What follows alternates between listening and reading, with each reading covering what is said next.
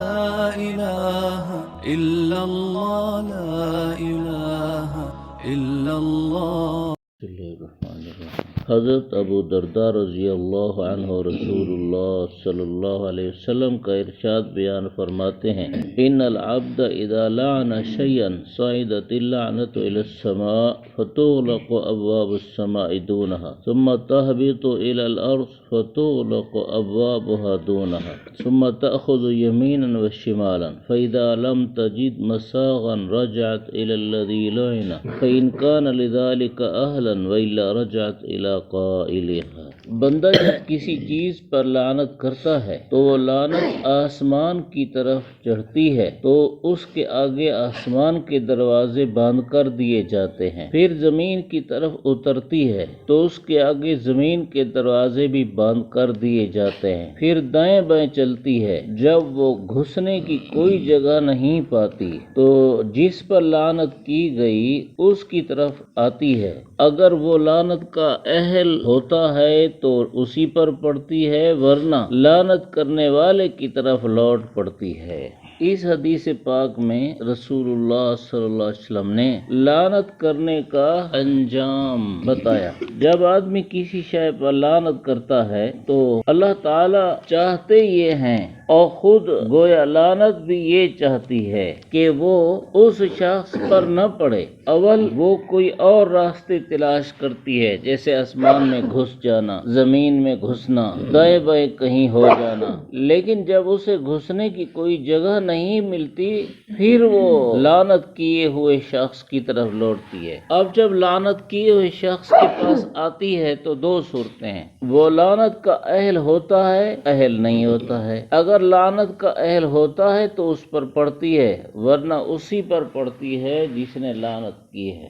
لعنت کا معنی ہوتا ہے اللہ تعالیٰ کی رحمت سے دور ہونا، تو جو شخص لعنت کرتا ہے تو گویا وہ اس چیز کے متعلق کہتا ہے کہ یہ چیز اللہ کی رحمت سے دور ہو، وہ چیز جانور ہو، انسان ہو، کوئی چیز بھی ہو۔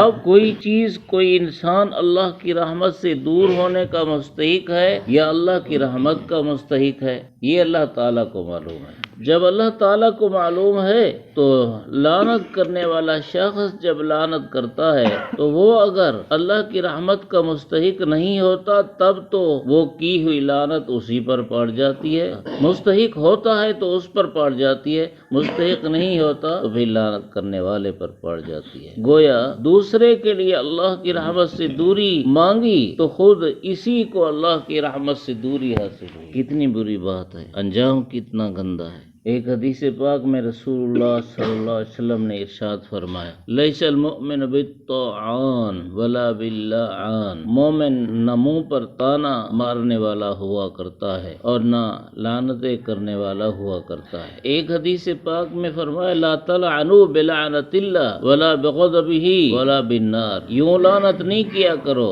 کہ اللہ کی لعنت ہو یا اللہ کا غضب ہو یا دوزخ میں جائے، یہ لعنت نہیں کیا کرو۔ لعنت کا مستحق وہی ہے جس کا خاتمہ خراب ہوگا اور یہ اللہ کو معلوم ہے۔